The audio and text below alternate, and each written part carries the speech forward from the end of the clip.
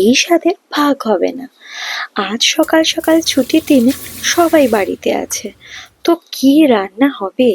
শাশুড়ি মা বললেন আজ হবে চিংড়ি মাছের মালাইকারি।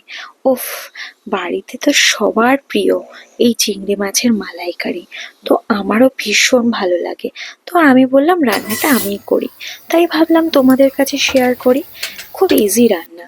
চিংড়ি মাছটাকে ভালো করে ধুয়ে নুন হলুদ দিয়ে মাখিয়ে ভালোভাবে ভেজে নিতে হবে। আর আমার কাছে স্টিক ছিল না বলে, তো একটু না হলে আরো সুন্দর লাগতো জিনিসটা, তো স্টিক ছাড়াই আমি করেছি। তো তারপরে ভেজে তুলে নিলাম, তারপরে যে পেস্টগুলো করেছিলাম পরপর এক এক করে সব দিয়ে দিলাম।